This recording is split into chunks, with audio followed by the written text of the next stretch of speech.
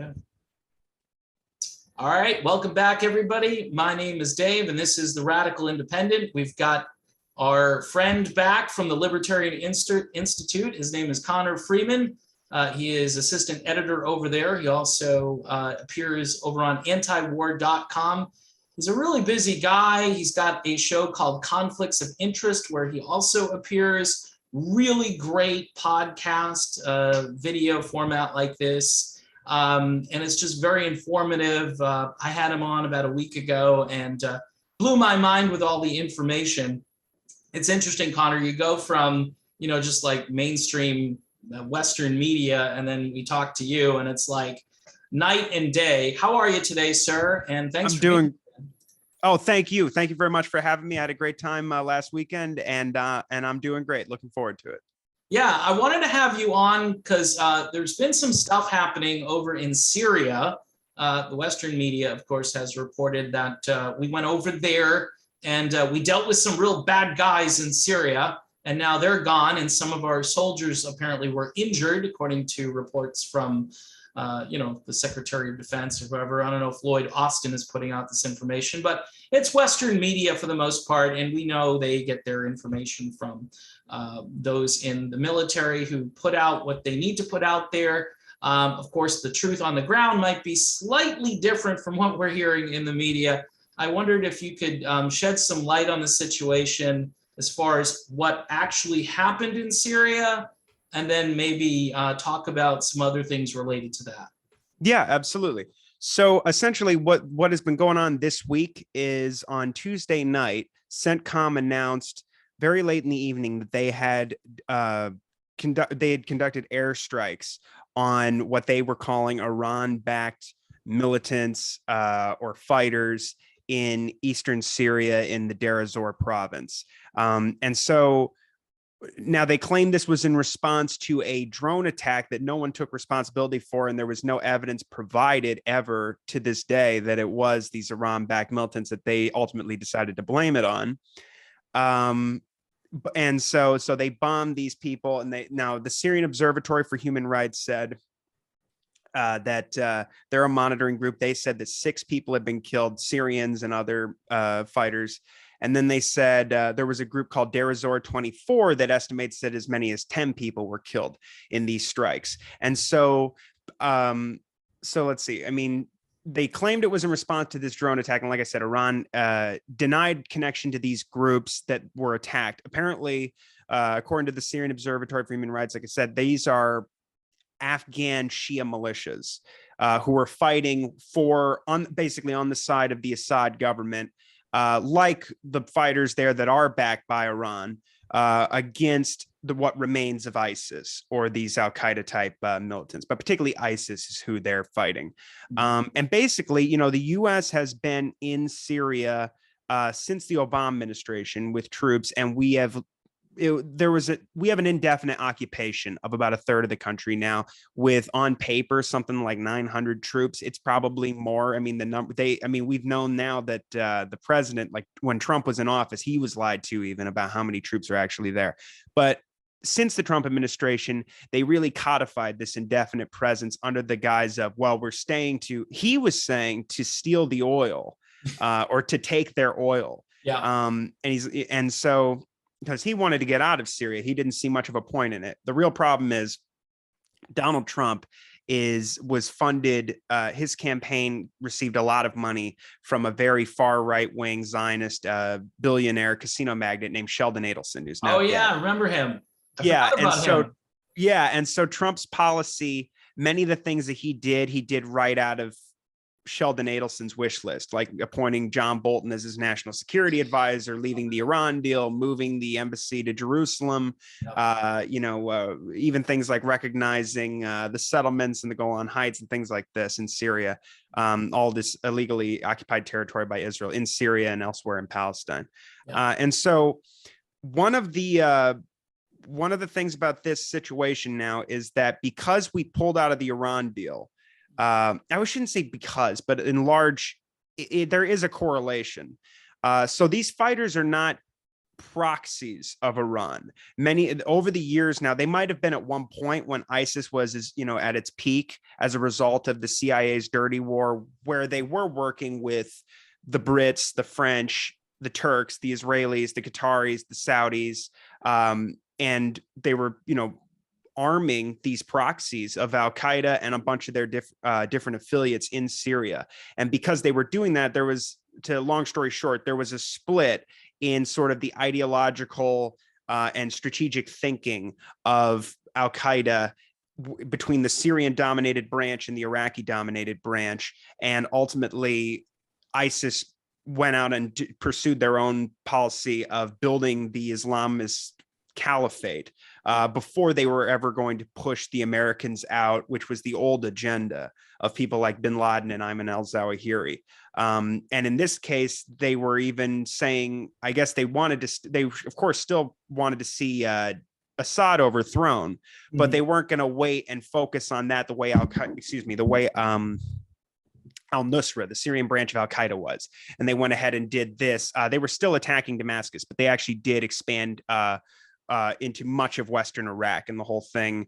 Essentially, Obama had to, he continued his policy of arming the jihadists, but he sent troops then back to Iraq and into Syria to fight on the side of many of these same Iran-backed militants that we are now claiming are the enemy. They were the enemy in Syria because they were defending Assad, and we had a regime change policy that failed. But in Iraq, we were fighting for them and giving them air cover, etc., as they essentially destroyed the ISIS caliphate. And so what is going on now is, since Trump turned our presence in Syria into this permanent situation, we also have these Caesar Act sanctions on Syria, which are crippling the country, because the dirty war there killed more than 500,000 people. And this is all the CIA's fault. And this is what Israel and Saudi Arabia wanted. Again, because in Iraq War II, the neocons got conned by a guy named Ahmet Chalabi, who was basically working for the Iranians, and convinced them that if they overthrew Saddam, that Baghdad will fall under control of the Shiite supermajority, and they were lied to and believed in some nonsense. And I won't get into the whole what they actually believe. They wrote books about it, but they thought basically that a Hashemite king from Jordan would take power and bring Iraq into the American, Israeli, Turkish, Jordanian alliance. And that obviously failed. Iran's best friends next door took power in Baghdad, basically. The Dawa Party and the Badr Brigade, which is the militia of the Supreme Council for Islamic Revolution in Iraq. And these are guys who fought on Iran's side in the Iran-Iraq war. These are Iraqis who fought on Iran's side, Shiites. Yeah. And so basically they fought the Iraq war, which killed 1 million people, was fought for, ultimately, from their perspective, from the Americans and the neocons and the Saudis and the Israelis, for the wrong side. The Saudis were against it. The Israelis were the main supporters of the Iraq war because they hated Saddam and they bought into all this nonsense, just like our neocons did, thinking that if you got rid of Saddam, who was really in the region the main counterweight to Iranian influence, and had always been used by the US as a way to contain Iran, going back to the Iran-Iraq war. None of these things are correct. I'm just saying that this is the way they think. Yeah. And so they messed up. So the Syria war and some of these other groups that we backed, Al-Qaeda type groups that we backed subsequently in Lebanon and in Iran, but particularly Syria, after the Iraq war, and this started under George W. Bush, actually, before he left office, and was led by people like this policy that they call it the redirection. And it was led by people like Zalmay Khalilzad, Dick Cheney, and Elliot Abrams. Yeah. So they tried to overthrow Assad by backing jihadists. That failed. So what we did now, and this is where we are now, we occupy a third of the country. We have them under crippling sanctions, starvation sanctions. More than 60% of the population is facing starvation. It's something like 12.5 million people, according to the UN. And those are numbers that are now well over a year old. I was reading that, I believe, in the beginning of last year from the UN. And Israel bombs Syria every week, sometimes more than once a week. And so what is happening now is, Biden has been dragging his feet on getting back to the Iran deal. There's no reason for us not to be in the Iran deal. It's not necessary because Iran has never sought nuclear weapons, and they've been a signatory of the Non-Proliferation Treaty since 1970. Israel's not, because they have hundreds of secret nuclear weapons, which there's a great article I recommend your audience read. It's short. It's at Mondo Weiss or antiwar.com by Grant Smith, and it's called Why Israel's Nukes Make US Aid Illegal. Essentially, they've had a wink and a nod agreement since Nixon and Golda Meir that we don't talk about Israel's nukes, but there are amendments done to foreign assistance laws where we're not supposed to be giving money to countries that have clandestine nuclear weapons programs that aren't signatories, or countries that aren't signatories of the NPT who have nukes. Yeah. That's just an interesting little tidbit that all this is illegal anyway. But so a little, not a big deal. Yeah, not a big deal. So, but basically Iran decided after the end of the Cold War and after Saddam got smashed in the Gulf War that they would turn on their old best friends, Iran, because Israel had supported Iran against Saddam because they always hated Saddam, because Saddam supported the Palestinians and groups that were attacking Israel. And whether or not you take a position on that, Israel is a settler colonial state that took all this land and has occupied Palestine. It's the longest running military occupation, and there's no real justification for it. And the Arab nationalists in the region supported the Palestinian people like Saddam. Anyway, so basically Iran used to be the friends of the Israelis, going back to even when the Shah ran the country, when the CIA overthrew Mossadegh and put him in power. But after the Cold War, the Israelis needed an excuse to maintain their relationship with the Americans. So they completely turned on Iran and turned them into the big boogeyman enemy. And they said that, it was perfect because the Pentagon needed an excuse also to maintain its funding and its, the continued sort of presence in the world. And with the fall of communism and the fall of the Soviet Union, they were grasping at straws. But what they landed on was the so-called rogue states that still have ballistic missile technology and that are big enough and scary enough that you can kind of manufacture a plausible threat. So it's Iraq, Iran, and North Korea. Yeah. And so Iran was perfect.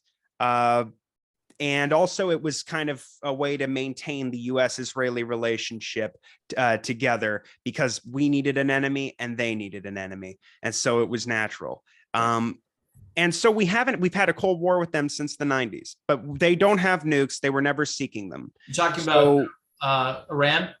Yes. Yeah. And so we have a deal with them, or we did, until Trump illegally and unilaterally left it, that Obama had signed. It was the only good thing really that Obama did his entire administration.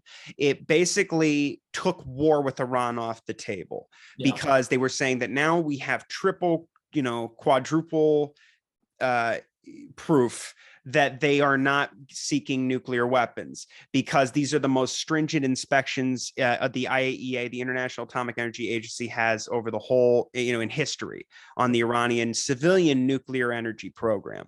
And it limits their enrichment of uranium to like 3.67%. They poured concrete into their heavy water reactor. There were all kinds of things. And all the reason the Iranians wanted it was to finally lift these sanctions that have been permanent basically since the 90s. And now the Iranian economy has been destroyed.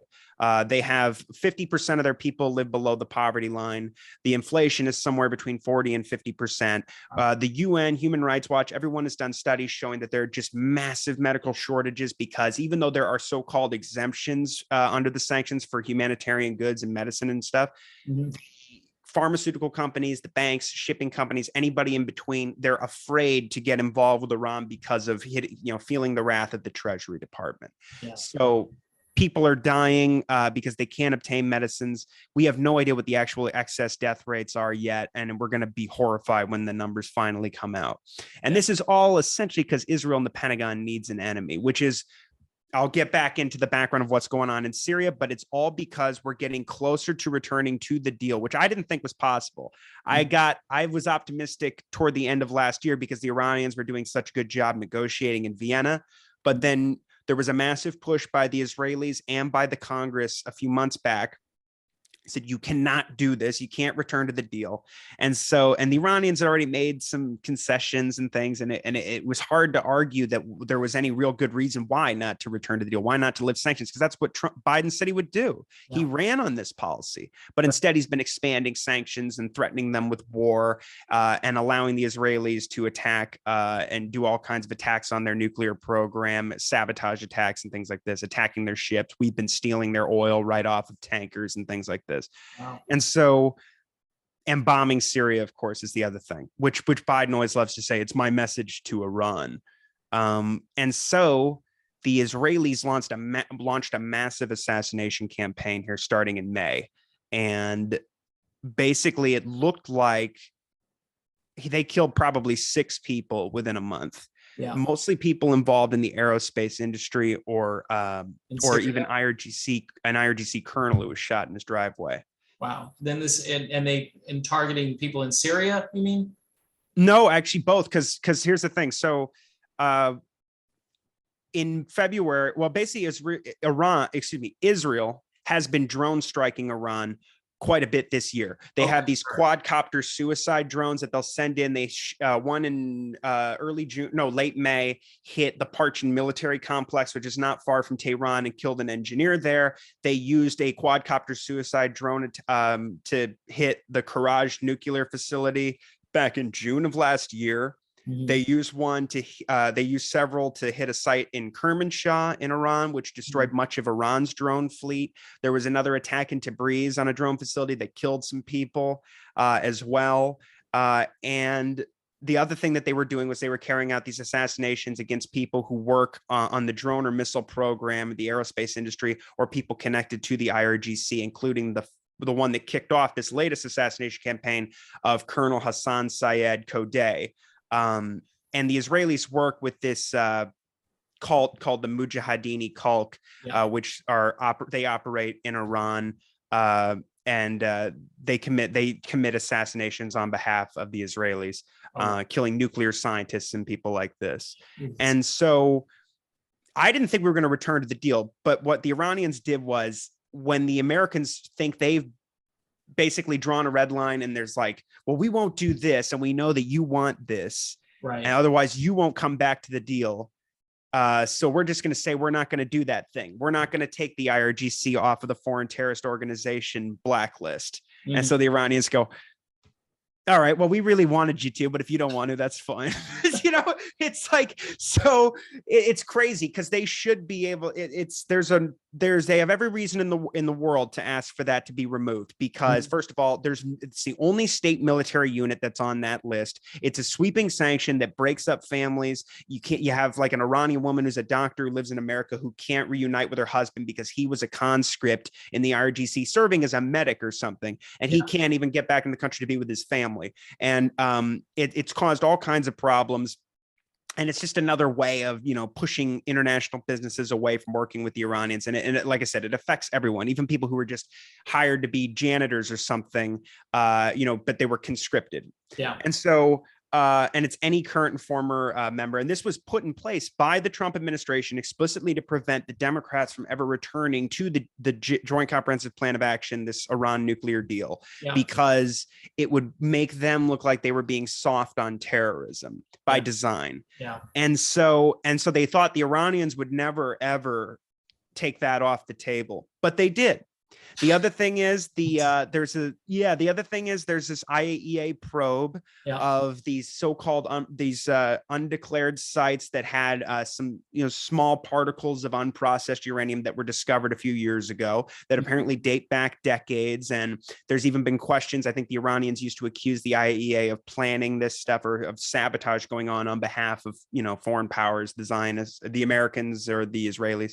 Yeah. And so that has been a thorn in the shoe of Iran. And anytime it looks like they're getting close to a deal with the Americans or in Vienna, where these indirect negotiations are going on with, because the signatories to the deal are France, Britain, Germany, Russia, China, Iran, and the United States. The United States is not in the deal. So there have been, for more than a year now, since April of last year, we've had these indirect negotiations going on to get America back in the deal. Iran is not even out of the deal because they may have expanded their nuclear program to gain leverage. their civilian program. And they do things like they'll build more advanced centrifuges that they're not supposed to have, or they can, under the limits of the deal, or they expand uranium enrichment literally just for leverage, or to run their medical research reactor, which is outmoded and they would have had replaced, but because the sanctions are there, they can't. And it's necessary for nuclear medicine and all kinds of stuff. Yeah. So it's non-violent. But in the meantime, when they announced the beginning of these talks in Vienna,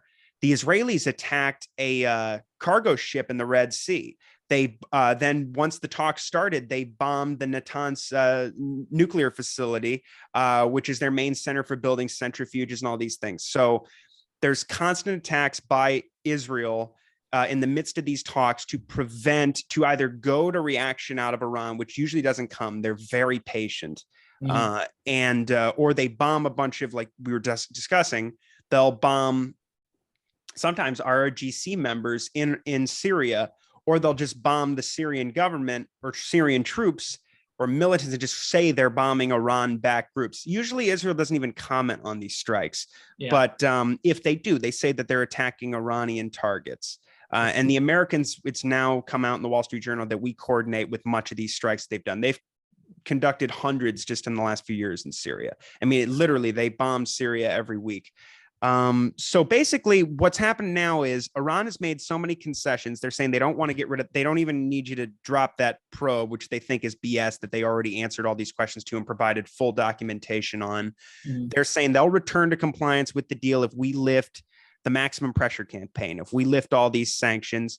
They want guarantees that the US won't leave the deal, and they know that the next Republican who comes in is going to rip it up anyway. And they don't even believe Biden will stay in the deal because he said he can't promise them even that. So what they've said is, okay, well, give us basically like a 2.5-year grace period, apparently, for international businesses, so that if you do launch sanctions on us again for no reason, at least they have time to continue doing business with us before these sanctions hit these businesses, so we can get some benefit out of the deal here. And we have time to, prepare for the reimposition of all these sanctions and economic war.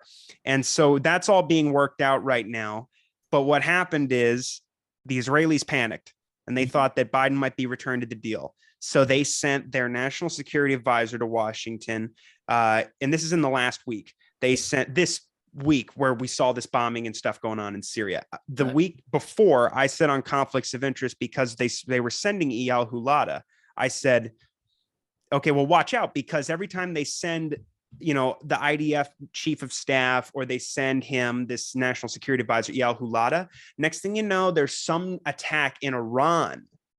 Like they'll hit a nuclear facility with a sabotage attack or a drone, or they'll kill this colonel I mentioned earlier in his driveway, or there'll be something. But what ended up happening this time was you got all this escalation in Syria against what they were saying was Iran. And we have Pentagon officials like Colin Powell saying, this is a message to Iran that no matter what, goes on here with the Iran deal, we're still going to bomb Iran and its proxies and anyone that threatens our people in the region and all this. And it's self-defense. And it's not self-defense. It's an illegal occupation. Yeah. Right.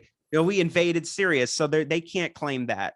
Right. And so basically, I think this is part of the head of the Mossad is headed to Washington now to talk to, apparently, I'm sure other officials in the Biden administration and apparently some members of Congress from some of the reports I saw. So they are panicked. We have the Democrats and the Republicans banding together to say that we cannot allow Biden to return to the deal because the IRGC is, a terrorist organization, and because Iran is trying to get a nuclear weapon, all these lies. But we see this is what happened back in April, in March, actually, when it did look like a deal was ready to be signed. We saw this full court press by Congress and the Israelis and CENTCOM and the Pentagon to ensure that this didn't happen. And we saw attacks in Syria, attacks inside Iran, and Iran continually making concessions, because what will happen is, and this is how we got to where we are right now, is the Americans will refuse to talk, basically. And then the EU will step in, particularly Enrique Mora, who's the nuclear negotiator, the broker of these indirect discussions, and the EU foreign policy chief, Joseph Borrell. They'll go to Tehran and they'll talk and they'll somehow resuscitate negotiations. Yeah. They just put it, they're on life support and they come back and they save them. And then now the Iranians, once they got, so Borrell put this new proposal forward that he said, it's the best I can do on both sides. It's a lot of hard compromises, but both sides should be able to accept this. I expect a quick response, all these things. So Iran filled out their response and they demanded some, they wanted, like I said, these insurance policies, most of which were denied by the Americans. But the Iranians are still at the table waiting for, an answer. Here's where it gets a little bit, you'll see why we're seeing what's happening in Syria. The Israelis sent these officials to Washington, and then a report came out on Thursday or Friday that said that the Americans consulted with the Israelis on their response. And the Israelis said they're very happy with what they got. So basically what they said was the Iranians wanted, I'm getting a little too bogged down in the JCPOA stuff, but I'll just explain it really quick. So they said the concessions were that so the Iranians don't care if the IRGC are still on the FTO list. They've dropped that demand. I mean, they do care, but they've dropped the demand.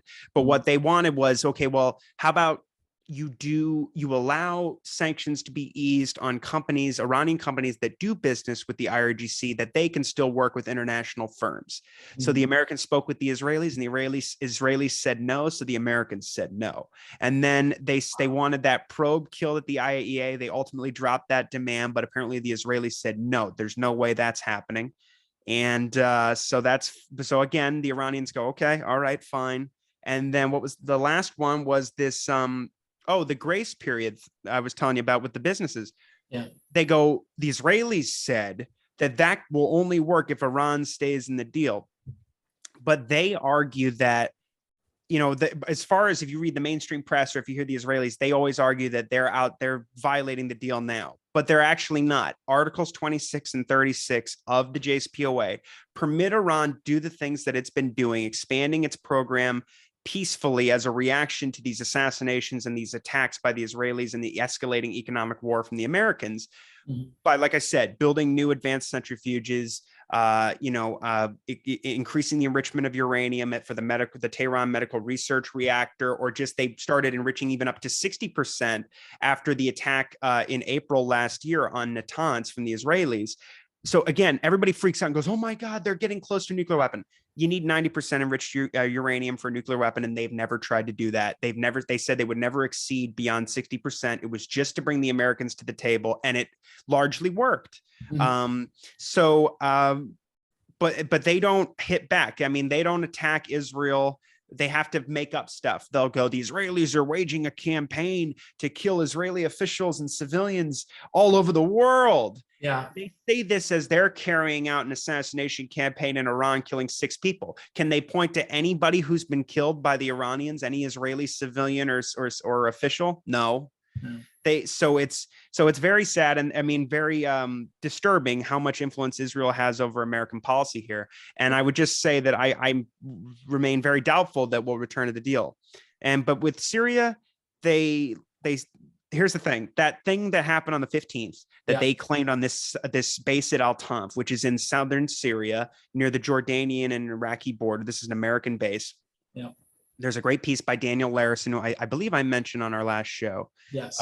Who's at Responsible Statecraft. And the piece is called Whose War Are We Fighting in Syria? Or What War Are We Fighting in Syria? Something like this. It's on the front page.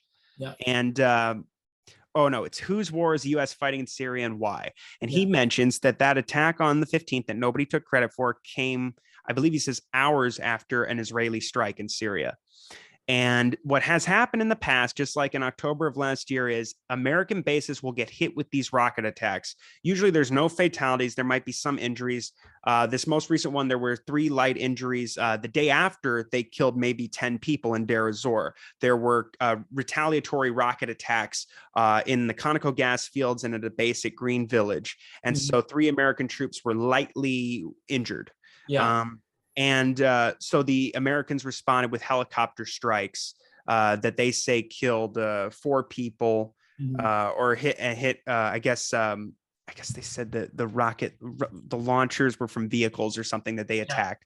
Yeah. And and then the next day, they launched more strikes that they claim killed and more people. And I'm the numbers are unclear. And I'm kind of forgetting exactly how many people they said were killed. But if I say, then they took C-130 gunships and launched more strikes. So it was 3 days of bombing. And I guess 4 people were killed in that strike. So they said CENTCOM put out a statement that's saying they had hit Iran-affiliated fighters with AH-64 Apache attack helicopters, AC-130 gunships, and M777 artillery. And they said that they killed 4 enemy fighters and 7 enemy rocket launchers were destroyed. And again, then on Thursday night, Israel attacked. They did airstrikes in central Hama, the central province of Hama in Syria, and also Tartus, which is a province on the Mediterranean. Yeah. And so this is all parallel with these meetings with Israeli officials in Washington regarding Iran and the U.S. returning to the Iran deal. And so the Americans are coming out and saying this is all a message to Iran. And basically, I think that the Americans are trying to prove to the Israelis that they will continue to support all these strikes in Syria and continue to attack the Shiites. And because the Israeli prime minister last year demanded you can't leave Iraq or Syria. That's one of our demands. And our policy with Iran will be death by 1,000 cuts. All these diplomatic, economic attacks and all of our sabotage and all these different things. So, and it's just devastating to watch all of this because they're starving to death people particularly in Syria. But also Iran, of course, with they both are under these maximum pressure campaigns. It's going to take hundreds of billions of dollars to rebuild Syria after the dirty war there. And the sanctions are so bad and so prohibitive that it's very difficult for even countries who don't mind, working around sanctions ordinarily, like Russia or China, to get involved there, because it's such a the sanctions are so comprehensive, and the country is so poor, and it's so destabilized because, as I said, there's just constant bombing. There was a story that came out recently that was just horrible about how farmers in the U.S. occupied part of the country in the east, they are been prohibited from selling wheat to areas that are controlled by the central government in Damascus. And so the quotes were about how the farming industry in the US occupied area has just one of the farmers said our backs are being broken by the US occupation and their Kurdish allies. And of course, we have NATO member Turkey, who's still bombing in the north and attacking the Kurds, and we have them still protecting what remains of Al-Qaeda in Syria in the Idlib province. So it's just horrible. And of course, we probably would have seen Damascus taken by Al-Qaeda or ISIS or some combination of the two, but the Russians, Hezbollah, Iran, and these Shiite fighters from Iraq intervened, and some of these guys from Afghanistan, they intervened to basically destroy ISIS and Al-Qaeda for them, and as much as you won't hear that on the news. No. And so these people that we're bombing right now in these, we act like you said, we're tough guys killing bad guys. These are the enemies of ISIS, and ISIS it's been mostly destroyed, but they still exist in pockets in the desert in Syria, and they have been attacking the Syrian forces more often lately.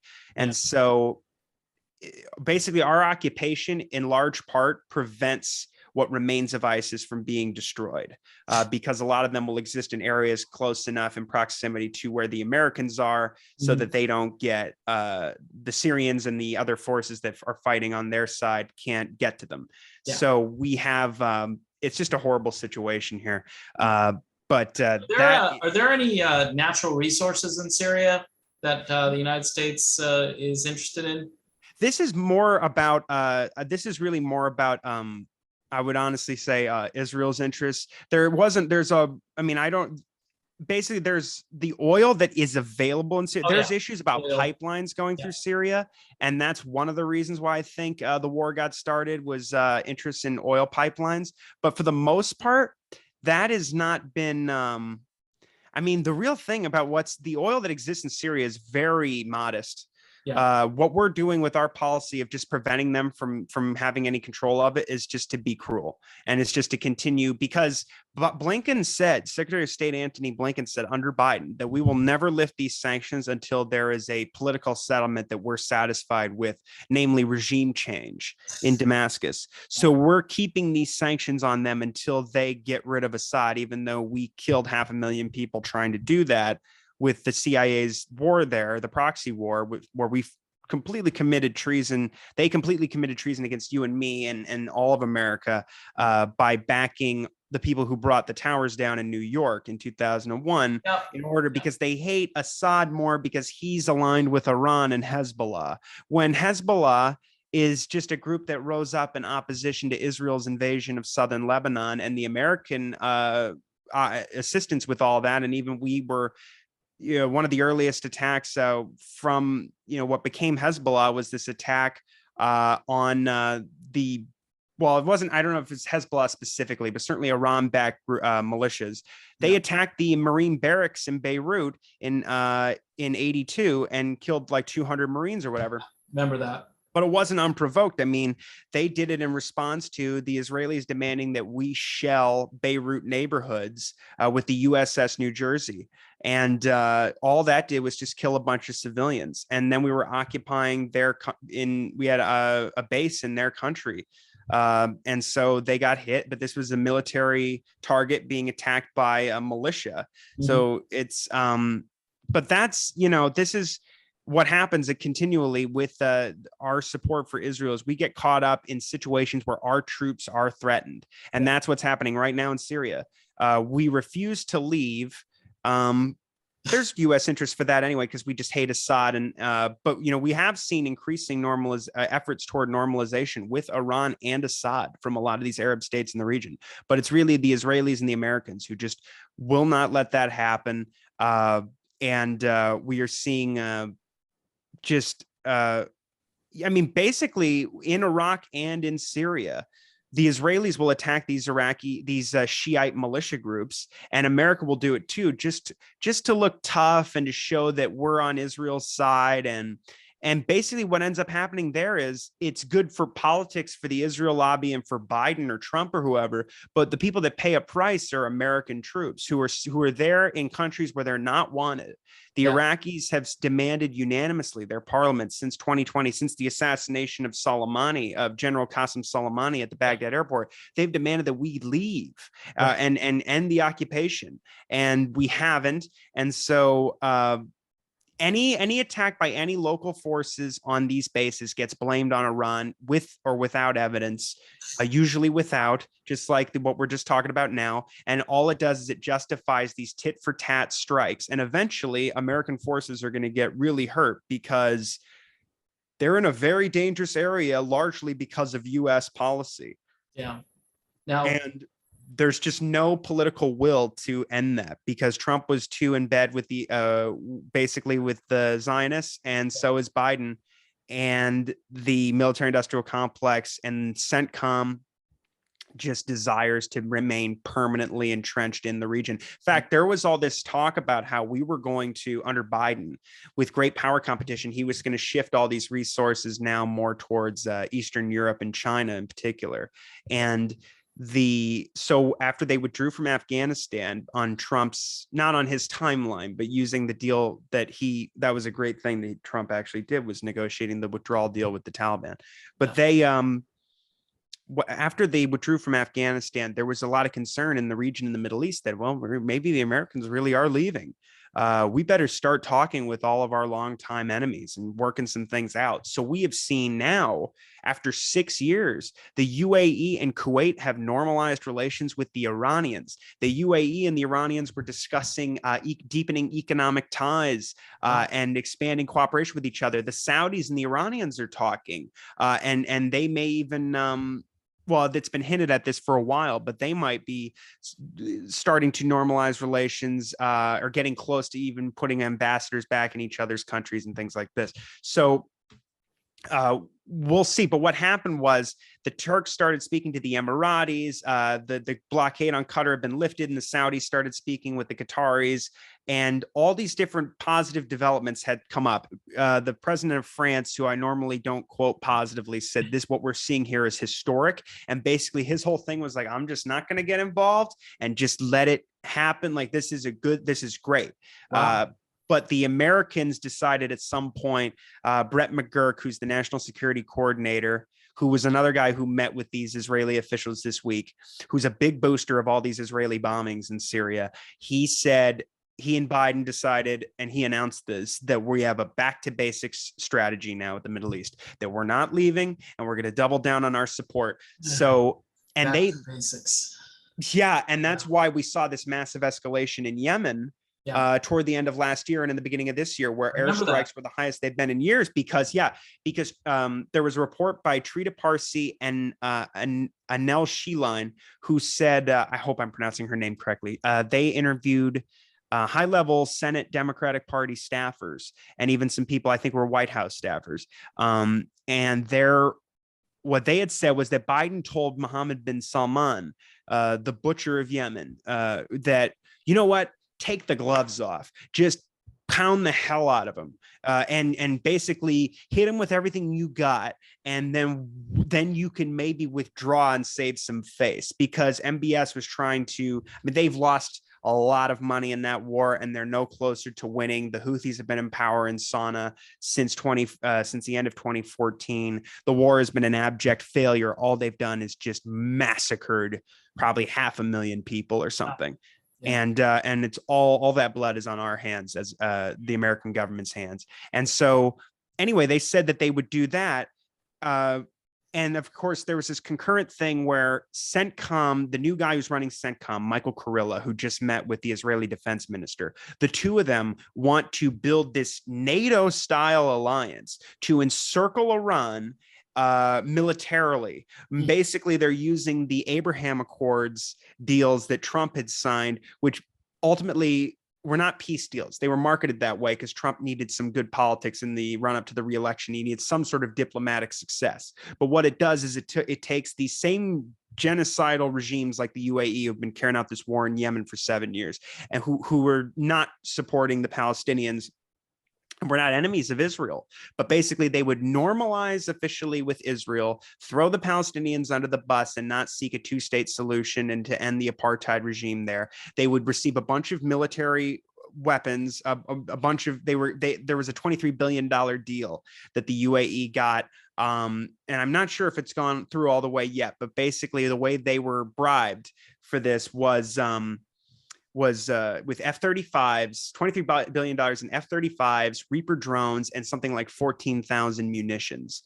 And Bahrain was a part of this, of course, and Morocco and Sudan and all these things. And it's always, they have to come up with some sort of a bribe to make a normalization deal with Israel. And then you get this military welfare, basically, or you get these arms sales. And so, but what they did was they armed a bunch of enemies of Iran to the teeth, and then the idea was, well, we'll encircle them. Now, the new head of CENTCOM was saying in his confirmation hearing, said, I'm so excited about this because this is just tremendous. And Congress is pushing for this too. We're going to integrate missile defenses with the Israel and then all these Arab states like the UAE, and they start naming names. They're like Kuwait, Jordan, Saudi, Iraq, and a lot of these countries. There's no way they're doing this, which is good because they refuse to normalize with Israel. Certainly, Iraq does. There's no way that's happening. With Kuwait doesn't, they're normalizing with Iran, but they don't have normalization with Israel. So the thing is, they could still do it, but it's going to be a lot harder. And Gantz is trying to make it look clearly. The Americans and the Congress, there's this Abraham's Accords caucus that's bipartisan and bicameral who really want this. The Pentagon CENTCOM really wants this. It's in their own interest to maintain, a massive presence and more resources for their command there, as opposed to all this great power competition stuff that goes to Indo-Pacific Com and Eurocom. Yeah. So they want it. And like I said, these Israeli partisans in Congress want it. The Israelis want it. But thankfully, we're getting resistance from some of these states. Even the Saudis and the UAE are not too keen on this idea because they are still holding out for normalization and normalizing ties with the Iranians. Yeah. And as we get close to the deal, their effort to do this, to encircle Iran, becomes much more tenuous. So that's good news. But the wild card, it's not really a wild card. You can always assume the worst, that Washington will do the worst. Yeah. But they whenever we get close to a deal with Iran, they start adding new sanctions. Israel starts attacking Iran, and Syria, and the U.S. starts attacking Syria as well. So we will have to see. It's clearly an effort to sabotage these talks on the JCPOA that are very close. The Iranians and the EU are saying we're closer than we've ever been, and even the Americans had to admit this week that we are now closer than we've ever been, and it's all because Iran just keeps making concession after concession. And so, and like I said, it's not even necessary. All they want is an end to the sanctions. They just want an end to this economic war that has just destroyed their people. Right.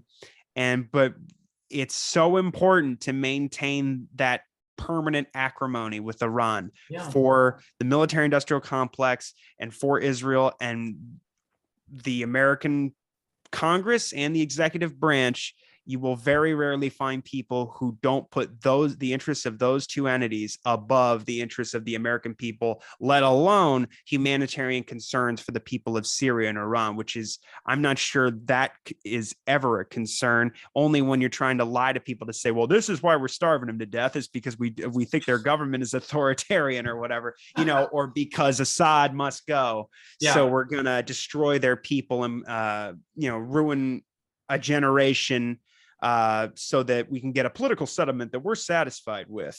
Yeah.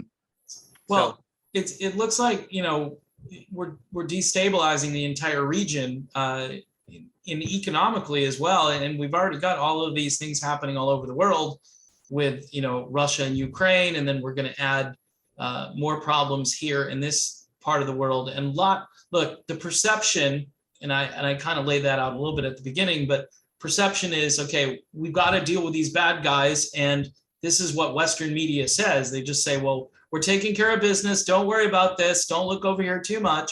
You went into such great detail here that it's kind of like mind blowing when you learn this and you hear, okay, so Iran isn't really that close to developing this doomsday nuclear weapon that we keep hearing about. Been hearing about this, Connor, for 20 plus years now. They're really close. Every year they're getting closer. They're getting closer, and they never get there. And you said there's something like 60%, and they're typically going to use this for their own internal purposes, that they're really not intending to use a nuclear weapon on Israel or the United States. No, and again, the other part of this, which I wanted to touch on before maybe we close this up, is there was never any declaration of war, right? Ever. Right, on Syria or Iran. Right, they're you're using absolutely right. The Bush, right? The George W. Bush's, hey, we gotta go get the terrorists where the terrorists are, and everybody here in the United States just thinks, okay, Iran bad. I'm just throwing this out, and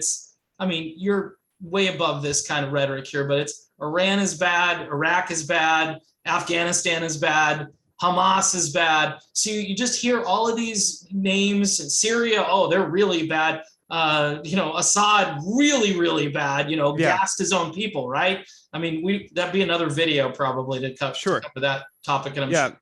Another false flag that didn't work to get the intervention they wanted. So they settled on continuing to back the jihadists to try and overthrow Assad. Yeah. But Obama did want to do like an Iraq War II style invasion and overthrow in Damascus, but they didn't get Obama, the that. Peacemaker. Yeah, so the neocons turned on Obama after that, and they said he's weak. And basically, we've had that since. They have called every president weak and feckless and not strong enough ever since then. They're never satisfied. That's why Trump was a Russian puppet, and Biden is this weak, whatever. When meanwhile, he's so aggressive that we're closer to nuclear war with a war with Iran and nuclear war with Russia and China than ever before. And I'll just say, because I wasn't clear, in Iran, they enriched uranium tetrafluoride to 20% after the assassination of Mohsen Fakhrizadeh, who was a scientist in Iran at the end of Trump's administration. And this was... You mean he wasn't a terrorist? No. And they want to be clear on that. Right. And this was, you know, in the Israelis likely carried this out, but the Americans and Pompeo and Trump and all these guys were behind it. Now, what ended up happening was the Parliament of Iran demanded you increase this enrichment because we're under sanctions. And by the way, it did look, I wrote a piece at that time called "Is Trump Starting a War with Iran?" And Trita Parsi wrote some stuff like this as well, because right at the very end of Trump's administration, it looked like he might start a war with Iran and just leave that mess for Biden, because I think that certain interests were very concerned, particularly in Israel, that Biden might actually return to the deal. But as I told you before the interview, Phil Weiss did an interview with Scott, who's a real expert on the Israel lobby and has a great website called Mondo Weiss. And he explained, and I didn't know this, on the way into when Biden was coming into office, that Biden for decades has been known in those circles as Israel's man in Washington. And so that's one of the reasons why he hasn't returned to Obama's deal. In fact, one of the first things he did when he got into office was he flew a B-52 bomber over the Persian Gulf in a message to Iran. And then there was a bunch of other escalations, and he could have returned to the deal by executive order in the first week. It's almost September of 2022, and all they've done is, who knows how many more people have died as a result of the sanctions or the deprivation of necessary medicine since then. But wow. So they increased this uranium to 20% tetrafluoride for the Tehran Medical Research Reactor, which is this outmoded reactor that was built when the Shah was still in power in the 60s. They were supposed to get a replacement, but because of the sanctions, they can't. So they needed it for X-rays and all, you know, every cancer treatment, like anything for nuclear medicine, they needed it. So they did that as a way to gain leverage and also to help their own people's medical needs. And then in April, when Biden came into office in April of 21, when they announced that they were going to return to indirect talks in Vienna, the Israelis attacked a cargo ship that belonged to Iran in the Red Sea. And then when talks started in Vienna, they attacked the Natanz centrifuge building facility. And so in Iran. And so the Iranian parliament then demanded that you increase enrichment now to 60%, or you just increase enrichment. And the Iranians did that. They don't use it for any purpose other than to have leverage. And basically what they did, it was a nonviolent response to violent attacks from the Israelis and economic war on the part of the United States. So what they have done, and it's been relatively successful, because even when basically it's what brings people to the table, because they go, oh my God, they're at 60%. That's only 30% away from 90%, which is weapons grade and all this. And even though they say that they'll never exceed that, it does create enough alarmism and enough leverage on the part of the Iranians that it will make it at least keeps the Europeans, you know, keeping the talks going. And because they want the sanctions lifted, and the Americans can't look like they're failing this badly and have basically it looks like Iran is getting closer to a nuclear bomb. It's just basically about having this latent threat. In fact, they've said recently a couple of times that we have the ability to make a nuclear bomb. We have decided not to. But it was only, again, in response to all these assassinations and things that were going on. And so, but right now, like I said, we're seeing this push in Congress to make sure that, because they act like that 60%, it might as well be a nuclear bomb. The real risk is that if they kill the deal and then they try to goad the Iranians out of the non-proliferation treaty, because if they do that, then they might as well have a bomb. But they have never violated that treaty. So it's important to remember that. That's a track record of 52 years of saying you're not going to build a nuke and not doing it. And so, but like I said, the interests are just way on the other side. And Yeah, and so when the talks started again under this new government, because before it was Rouhani's government, he was a moderate, they call him, in Iran, and he had negotiated the original deal. So then Ibrahim Raisi took power, and everyone went, "Oh, this guy's a hardliner. Right. You can't work with him. He's horrible. He's going to do this. He's going to do that." So Blinken went around the entire time with the Israelis saying all options are on the table. You'll hear them say this to Iran a lot. And it basically means Israel can do whatever it wants, and we can continue to sanction Iran, and we don't have to return to the deal because we don't want to. Haha. And so as soon as the talks started again at the beginning of December of last year with Raisi, who always said they wanted to return to the table, they just said that they had to get their government together before they could do it. So people, in the meantime, the Americans are going, why are you delaying? You must not want to return to the deal, but they do. So as soon as the talks started, the Israelis said, Iran is seeking a nuclear weapon. We have evidence. And the head of the CIA had to come out a week later and go, that's not true. Wow. Yeah. And so then eventually the Iranians, their new negotiator is, they're not hardliners. They want to return to the deal and return to all the limits, the most stringent inspections, the most comprehensive inspections regime ever. They're just better at negotiating. And toward the end of December, it looked like the deal was being negotiated on Iran's terms, that they really were demanding this full reversal of the maximum pressure campaign, because the Americans will say, well, we're only going to remove sanctions that we agreed to in the original JCPOA. But the Trump administration issued thousands of sanctions as a part of the maximum pressure campaign, deliberately to make things so complicated that they couldn't get America back into the deal. And so they're saying they want all of that reversed. And the big debate is, of course, over the scope of sanctions relief. When Biden could do this in a second by just saying, I'm going to lift all the Trump era sanctions, and that would be good enough to return to the deal. And they could have done that at any time. But now, because of I don't know that the Israelis want to start a war, but I don't think that they do. But they will take things as close to that as possible in order to maintain the status quo. And that's the real risk right here, because the Americans don't have the will to say enough is enough. We're giving you enough money every year, and we've soiled our own name by backing your occupation of the Palestinians and oppression of them. They just recently killed an American journalist, a Christian who works for Al Jazeera, Shireen Abu Akleh. They shot her in the face. She had a press vest on and everything.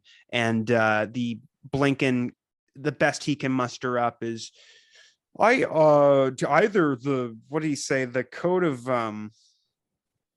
what they call it, the rules-based order. No, it was more like the Israeli. It was basically, he was saying that their code of conduct, or just their, I forget what the term was, but he basically said you didn't follow your regulations, or they need to be reviewed, and you should conduct your own investigation into the murder of her and find out what happened. But in the meantime, the AP, CNN, Israeli human rights groups like B'Tselem, all these different independent organizations, including major American newspapers, have done their own investigations. They've all come to the same conclusion, that these were Israeli soldiers who shot her in the face. Wow. And Blinken, the Americans can't even condemn it. Just can't even do it. It's just sad. Sad. Well, again, just like last time, Connor, you gave us a lot to think about, and a lot of information that you're not going to hear anywhere else. That's why I reached out to you again. These are really complicated topics, but I listen to you talk and I think to myself, how did we get this way? How did we get to be this occupying force that goes everywhere and does things for very arbitrary reasons, for political points? It's kind of like the whole left-right paradigm thing in a way, because it essentially is using, countries, using names, using places, using threats. Here's uranium, look out, it's enriched, how much?